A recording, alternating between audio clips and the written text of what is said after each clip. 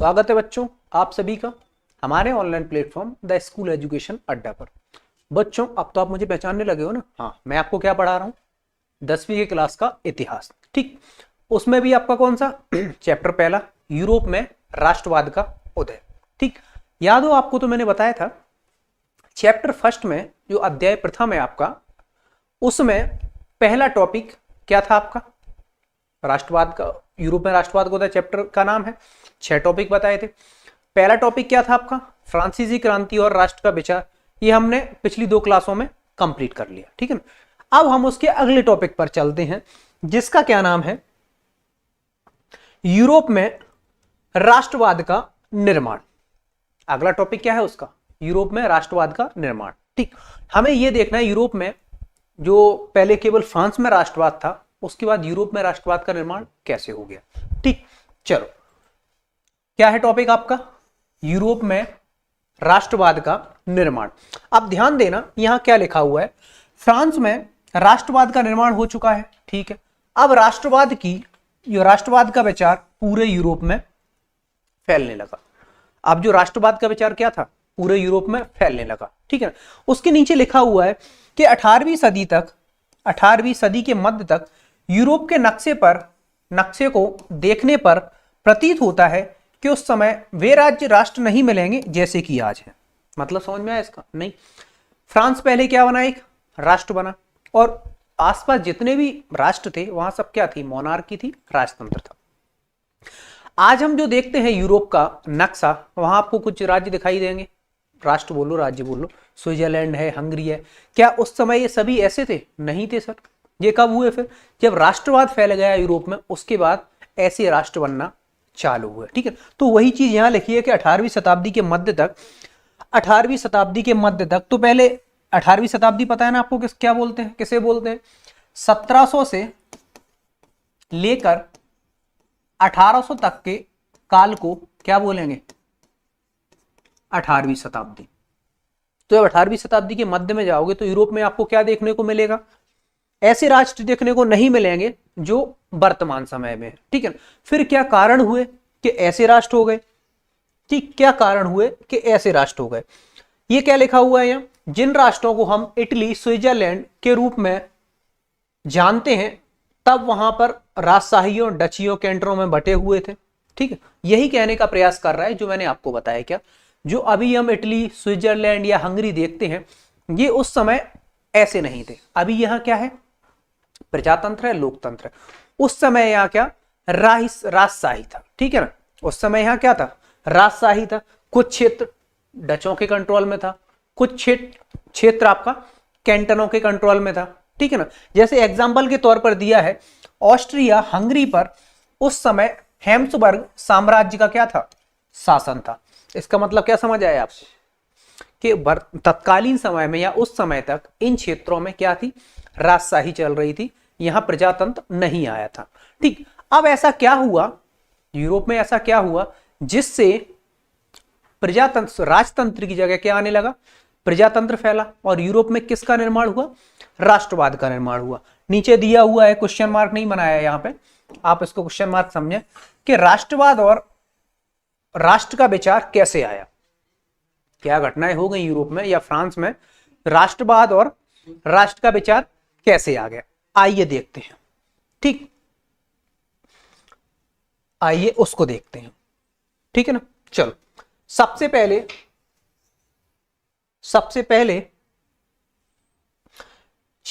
आपका जो टॉपिक है 2, उसका पहला पॉइंट है आपका क्या, कुलीन वर्ग एवं नया मध्य वर्ग। अभी तक आपने क्या देखा था, यूरोप में राजतंत्र से क्या आया, प्रजातंत्र आया। ठीक है ना, तो राजतंत्र से प्रजातंत्र कैसे आ गया, उसका सबसे बड़ा कारण था क्या आपका, मध्यम वर्ग, मिडिल क्लास।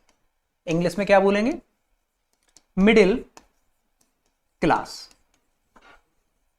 ठीक, इंग्लिश में क्या बोलेंगे, मिडिल क्लास। अब ये मिडिल क्लास आया कहां से, उसके जानने से पहले हम थोड़ा सा पीछे चलते हैं। ये देखते हैं कि तत्कालीन समय में यूरोप का समाज, ये समाज नहीं है, क्या है, समाज है। तत्कालीन समय में, उस समय में जो यूरोप का जो समाज था वो दो पार्टों में बटा हुआ था।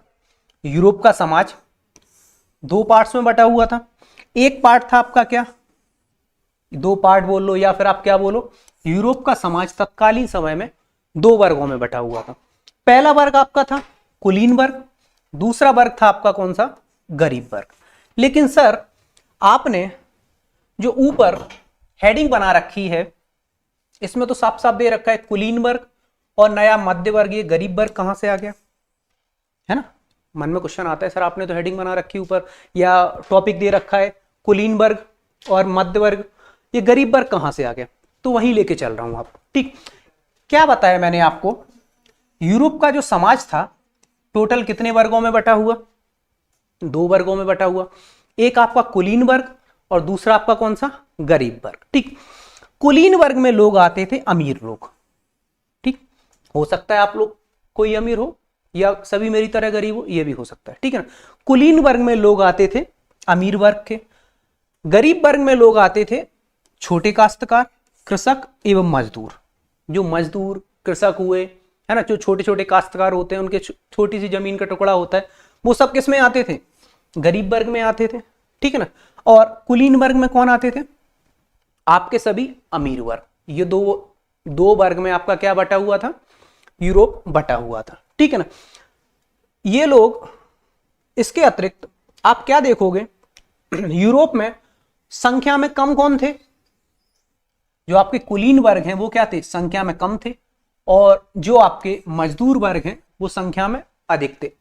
वर्तमान में भी भारत में ऐसा ही है, अमीरों की संख्या कम है, गरीबों की संख्या ज्यादा है। तत्कालीन समय में यूरोप में भी बिल्कुल यही स्थिति थी। जो आपका कुलीन वर्ग था उसमें अमीर लोग आते थे, लेकिन वो संख्या में कम थे। संख्या में क्या थे, आपके कम थे। उसके अलावा जो दूसरा वर्ग था आपका गरीब वर्ग, उसमें मजदूर ये सब लोग आते थे, संख्या में वो अधिक थे। ठीक, जो आपके कुलीन वर्ग था वो यूरोप में कहां निवास करता था, एक तो मध्य एवं पूर्वी भाग में क्या करते थे, आपके कुलीन वर्ग निवास करते थे। ठीक है ना। और जो आपका गरीब वर्ग था वो अधिकतर यूरोप के पश्चिमी भाग में निवास करते थे। अधिकतर कहां, यूरोप के पश्चिमी भाग में निवास करते थे। सर आपने इतना सब बता दिया, किसके बारे में, कुलीन वर्ग के बारे में, गरीब वर्ग के बारे में। आपने तो ये भी बता दिया कि वो कहां निवास करते थे। उसका एक कारण है, क्यों, अभी क्या देखा था मैंने आपको, क्या बताई थी इसकी हेडिंग या टॉपिक, सब टॉपिक, कुलीन वर्ग और मध्य वर्ग। ये उसी की राह है, हम उसी की तरफ चल रहे हैं, ये समझने के लिए कि यूरोप में राष्ट्रवाद किसकी वजह से आया, मध्यम वर्ग की वजह से, मिडिल क्लास की वजह से। तो हम वहीं जा रहे हैं, लिंक उसी को करूंगा अभी आप आगे। ठीक है, तो क्या बता दिया मैंने, वर्ग दो वर्ग, एक आपका कुलीन दूसरा गरीब। कुलीन में भी ये भी बता दिया जो अमीर लोग होते वो आते थे, गरीब वर्ग में आपके कृषक मजदूर ये सब आते थे। कुलीन वर्ग के लोग मध्य यूरोप में और आपके पूर्वी यूरोप में रहते थे। जो आपके अमीर गरीब लोग थे वो कहां रहते थे, पश्चिमी यूरोप में रहते थे। ठीक, चलो यहां तक क्लियर हो गया आपको, उम्मीद करता हूं बच्चों यहां तक आपको क्या हो गया, क्लियर हो गया है। ठीक है सर, इतना सब बता दिया, इसका क्या संबंध है। अब आप याद करोगे, थोड़ा सा आगे चलोगे, कुछ समय बाद यूरोप में एक क्रांति हुई। यूरोप में क्या हुई, एक क्रांति, जैसे किस नाम से जाना जाता है, औद्योगिक क्रांति, इंडस्ट्रियल रिवॉल्यूशन। इंडस्ट्रियल रिवॉल्यूशन, औद्योगिक क्रांति कहां हुई, यूरोप में हुई। ठीक है ना। यूरोप में भी कहां हुई, पश्चिमी यूरोप में। पश्चिमी यूरोप में ही आपका एक राज्य आएगा ब्रिटेन, एक राष्ट्र है आपका ब्रिटेन। ब्रिटेन से क्या हुई, आपकी औद्योगिक क्रांति हुई। अब आप थोड़ा सा पीछे सोचो, मैंने आपको क्या बताया था, जो यूरोप में कुलीन वर्ग था वो कहां रहता था, एक मध्य यूरोप में और दूसरा पश्चिमी यूरोप में। एक आपका मध्य यूरोप में, दूसरा कहां, पश्चिमी यूरोप, सॉरी पूर्वी यूरोप में। जो आपका गरीब वर्ग था वो आपका कहां रहता था, पश्चिमी यूरोप में। ठीक, औद्योगिक क्रांति कहां हुई? ब्रिटेन में। और इंडस्ट्रियल रिवॉल्यूशन कहां हुआ? ब्रिटेन में। ब्रिटेन कहां स्थित है आपका? पश्चिमी यूरोप में, ठीक है ना। ब्रिटेन कहां स्थित है आपका? पश्चिमी यूरोप में। जब औद्योगिक क्रांति हुई, इंडस्ट्रियल रिवॉल्यूशन हुआ, तो नई नई क्या हुआ? मशीनों का आविष्कार हुआ। मशीनों का आविष्कार हुआ, ठीक है ना। मशीनों का आविष्कार हुआ, ये आपको दिख रहा हो तो साफ, ये एक ये मशीन है, एक ये मशीन लगी हुई है, कुछ आगे मशीन्स लगी हुई हैं। ये आपकी क्या थी? औद्योगिक क्रांति थी, ठीक है ना। अब जब औद्योगिक क्रांति हुई, मशीनों का आविष्कार हुआ, नई नई क्या हुई? इंडस्ट्रीज, उद्योग लगे। नए नए क्या लगे? आपके उद्योग लगे। अब इन उद्योगों में जरूरत पड़ेगी किसकी? मैन पावर की, मानव संसाधन की, ठीक है ना। इन उद्योगों में जरूरत पड़ेगी किसकी? मैन पावर की, मानव संसाधन की। अब आप खुद सोचिए बच्चों, जो व्यक्ति पहले से ही अमीर वर्ग का है, क्या वो इन उद्योगों में काम करने जाएगा? नहीं सर, बिल्कुल नहीं जाएगा। जो व्यक्ति पहले से ही कुलीन वर्ग का है, क्या वो इन उद्योगों में काम करने जाएगा? नहीं सर, बिल्कुल नहीं जाएगा। तो इन उद्योगों में काम करने कौन जाएगा? गरीब वर्ग का व्यक्ति। इन उद्योगों में काम करने कौन जाएगा? गरीब वर्ग का व्यक्ति, ठीक है। जब गरीब वर्ग का व्यक्ति कहां जाएगा? उद्योगों में काम करने, तो उसके पास क्या हो जाएगा? आजीविका का एक साधन। उसके पास क्या हो जाएगा? एक आजीविका का साधन। आजीविका का साधन मतलब सर, उसे महीने पे क्या मिलने लगेगी? पगार। उसे महीने में क्या मिलने लगेगी? पगार। कहीं ना कहीं उसके पास क्या आने लगेगा? पैसा आने लगेगा। जब व्यक्ति के पास पैसा आएगा, तो उस पैसे का क्या करेगा? यूज करेगा। किस में? अपने रहने में, खाने पीने में और अपनी शिक्षा में, ठीक है ना। अभी तक दो वर्ग थे केवल, एक कुलीन और एक आपका गरीब वर्ग। तो औद्योगिक क्रांति हुई, मैंने बताया, गरीब लोग कहां गए काम करने? औद्योगिक क्रांति, मशीनों, उद्योगों में। उन्हें क्या मिलने लगा? आजीविका का साधन, पगार मिली। जब पैसा आया तो लोग क्या हुए? थोड़े इंडिपेंडेंट हुए। अपना पैसा कहां खर्च किया? शिक्षा पर, खाने पीने पर, इन चीजों पर क्या किया? पैसा खर्च किया। आप ध्यान देना बच्चों, मैंने एक शब्द यूज किया है यहां, क्या? शिक्षा। एक शब्द यूज किया है शिक्षा। एक शब्द यूज किया है शिक्षा। क्यों यूज किया सर? शिक्षा क्या करती है? गरीब व्यक्ति को उठाकर एक अगले क्लास में पहुंचा देती है। समझ रहे हो ना आप बाजार में जाओगे, बहुत सारे मजदूर आपको काम करने को मिल जाएंगे। बहुत सारे मजदूर आपको काम करने को मिल जाएंगे। मैं दावे के साथ कह सकता हूं, या बच्चों आप ये प्रैक्टिकल खुद करके देख सकते हो। आपके घर में कोई काम भी होता हो, या किसी के मेड वगैरह भी आती, आप उनसे पूछना उनकी शिक्षा का स्तर कितना है। मतलब वो पढ़ाई नहीं की है उन्होंने, है ना। वो बिल्कुल किस वर्ग में आ रहे हैं? गरीब वर्ग में। जिन लोगों ने पढ़ाई कर ली, हमारे माता पिता, वो फिर किस वर्ग में आ गए? मध्यम वर्ग में। जब हम पढ़ जाएंगे तो हमारे अंदर क्या आ जाएगी? सोचने की शक्ति, कि हमें क्या करना चाहिए, क्या नहीं करना चाहिए, हमारे लिए क्या गलत है और क्या सही है। तो जब शिक्षा आई कहां? यूरोप में। किसके कारण? औद्योगिक क्रांति के कारण। तो एक नए वर्ग ने जन्म लिया, एक नए वर्ग ने जन्म लिया, जिसे किस नाम से जानते हैं? मध्यम वर्ग, या फिर इंग्लिश में बोले तो मिडिल क्लास। समझ में आया मैंने पूरी स्टोरी? मैंने क्या बताई आपको कि जो टॉपिक पहला दिया हुआ है वो कैसे रिलेट हुआ इससे? समझ में आया? नहीं आया तो मैं आपको रिकॉल कराता हूं। सबसे पहले मैंने क्या बताया आपको? सबसे पहला टॉपिक ही क्या था अपना? यूरोप का राष्ट्रवाद का निर्माण, ठीक है ना। यूरोप में राष्ट्रवाद का निर्माण, ठीक। ये बताया था कि फ्रांस में राष्ट्रवाद आ चुका है, अब धीरे धीरे कहां फैला? यूरोप में फैला। क्या कारण रहे यूरोप में राष्ट्रवाद के निर्माण के? ठीक है ना, क्या कारण रहे यूरोप में राष्ट्रवाद के निर्माण के? तो सब टॉपिक आपको देखने को क्या मिला? पहले कारण के रूप में कुलीन वर्ग एवं कुलीन वर्ग और नया मध्य वर्ग। यहां शब्द यूज हुआ है क्या? नया, ठीक। फिर मैंने आपको क्या बताया था? जो तत्कालीन यूरोप था दो वर्गों में बटा हुआ था, एक आपका कुलीन वर्ग, ठीक है ना, दूसरा आपका गरीब वर्ग। गरीब वर्ग के अंदर सोचने समझने की शक्ति नहीं, शिक्षा उसके पास नहीं, तो गरीब और क्या होता है, गरीब होता जाता है, बल्कि अमीर अमीर होता जाता है। दो वर्ग बता दिए थे, गरीब और अमीर वर्ग। गरीब वर्ग में कौन से आपके मजदूर वगैरह, ये कहाँ रहते थे आपके पश्चिमी यूरोप में। अमीर वर्ग में आपका जो अमीर कुलीन वर्ग में आपके अमीर व्यक्ति, ये कहाँ रहते थे, मध्य यूरोप में और आपके पूर्वी यूरोप में।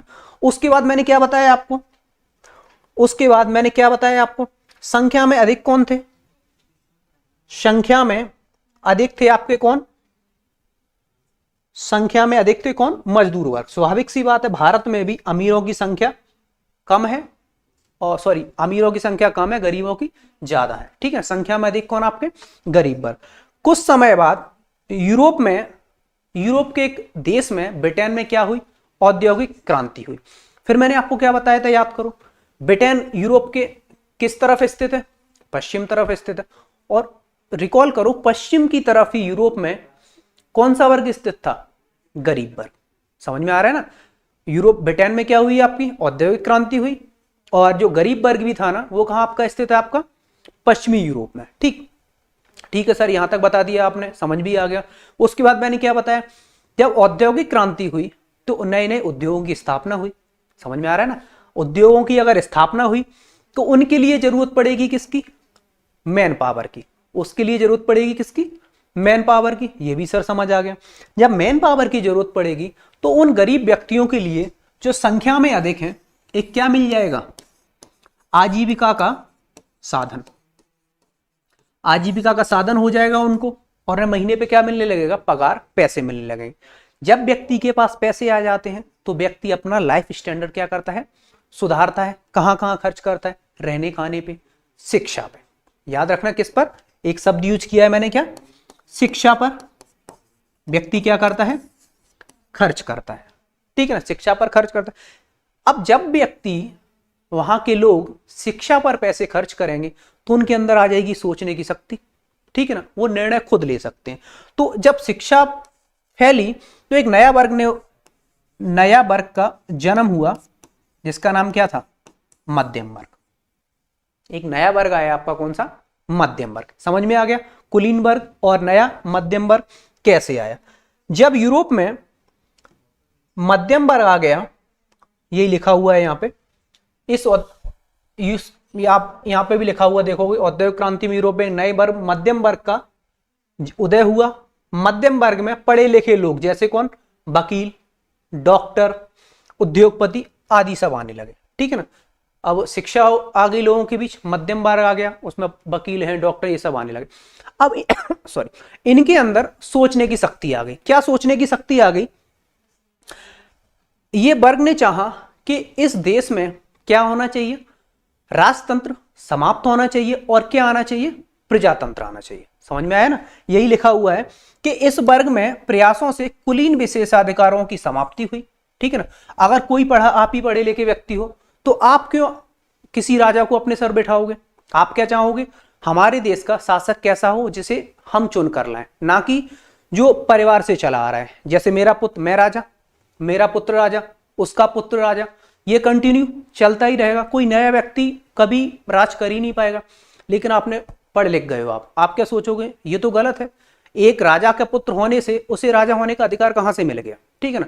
तो हमारे देश का शासक ऐसा होना चाहिए जिसे हम खुद चुन कर लाएं। और ये सोच किसके अंदर आ सकती है, जो व्यक्ति क्या होगा, पढ़ा लिखा होगा। और वही पढ़े लिखे व्यक्तियों का वर्ग क्या कहलाया, मध्यम वर्ग कहलाया। वही पढ़े लिखे व्यक्तियों का वर्ग क्या कहलाया, आपका मध्यम वर्ग कहलाया। ठीक, चलो आगे देखते हैं।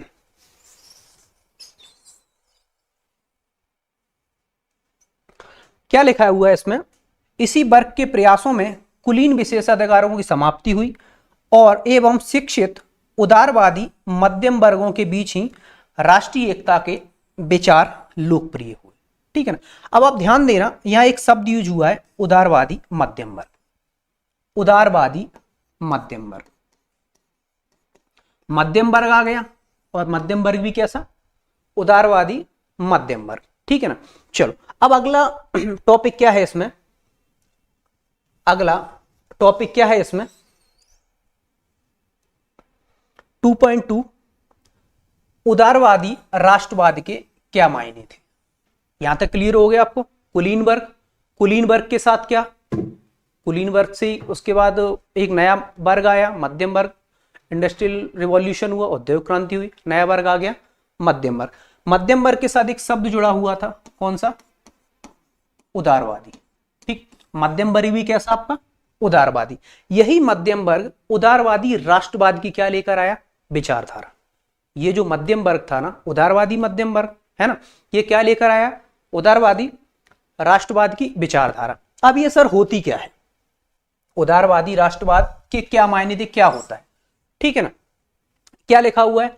यूरोप में 19वीं सदी के शुरुआती दशकों में राष्ट्रीय एकता से संबंधित विचार उदारवाद के करीबी से जुड़े हुए थे, करीब जुड़े हुए थे। ठीक, अब सबसे पहले हम ये समझते हैं उदारवाद होता क्या है। उदारवाद होता क्या है? उदारवाद इंग्लिश के शब्द लिबरलिज्म से मिलकर बना है। ठीक है, आप इसको सीधे तरीके से समझिए। उदारवादी का अर्थ होता है आजादी।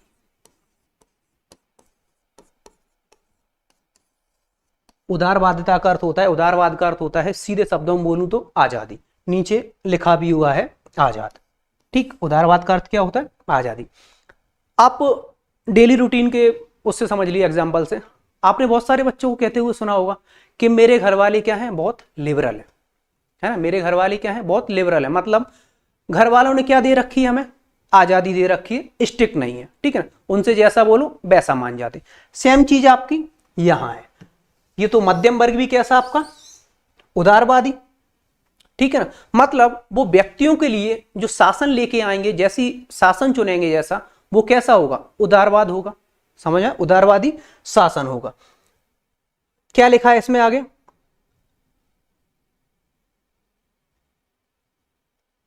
नए मध्य वर्ग के लिए उदारवाद का मतलब व्यक्तियों के लिए आजादी और कानून के समक्ष सबकी बराबरी। मतलब जो नया मध्यम वर्ग आया वो कैसा था? सबसे पहले मध्यम वर्ग आया। ठीक है सर, मध्यम वर्ग भी कैसा? उदारवादी। मतलब वो कहीं ना कहीं बात करेगा क्या? व्यक्तियों के लिए उदारवादी शासन की। ठीक है ना, क्या मायने रहेंगे उनके लिए? कानून के समक्ष सबकी बराबरी। सबसे बड़ा रीजन उदारवाद का क्या फायदा है? कानून के समक्ष सबकी बराबरी। आप लिबरल रहेंगे, अगर आप उदारवादी नहीं है, कट्टर हैं, तो आपको क्या लगेगा? एक कानून आम व्यक्ति पर तो लागू होना चाहिए, लेकिन जो विशेषाधिकार प्राप्त व्यक्ति है उस पर लागू नहीं होना चाहिए। लेकिन जो मध्यम वर्ग आया उदारवादी वाला, उसने क्या बोला कि कानून के समक्ष सबकी बराबरी होनी चाहिए। कानून के समक्ष क्या होना चाहिए? सबकी बराबरी होनी चाहिए। और इसी प्रकार से इस मध्यम वर्ग के कारण पूरे यूरोप में राष्ट्रवाद का क्या हो गया? विचार उत्पन्न होने लगा। ठीक है ना, और अपना टॉपिक भी क्या था? अपना टॉपिक भी क्या था? यूरोप में राष्ट्रवाद का निर्माण। यूरोप में राष्ट्रवाद का निर्माण। तो आपको समझ आया कि यूरोप में राष्ट्रवाद का निर्माण कैसे हुआ? सबसे पहले फ्रांस में फ्रांसीसी क्रांति और राष्ट्र का विचार। अगला आपकी फर्स्ट चैप्टर का दूसरा टॉपिक क्या था? यूरोप में राष्ट्रवाद का निर्माण कैसे हुआ। समझ में आ गया आपको? समझ में आया ना कि दो वर्ग थे, दो वर्ग से एक तीसरे वर्ग ने जन्म लिया, मध्यम वर्ग ने। वो पढ़े लिखे लोग थे, उदारवादी थे। इससे, उनकी सोच से, उनके प्रयासों से यूरोप में क्या हो गया आपका? राष्ट्रवाद का निर्माण आ गया। ठीक है ना। अभी इसमें 4 टॉपिक आपके चैप्टर में और बचे हैं, तो अगला तीसरा टॉपिक हम आपके साथ कल पढ़ेंगे। ठीक।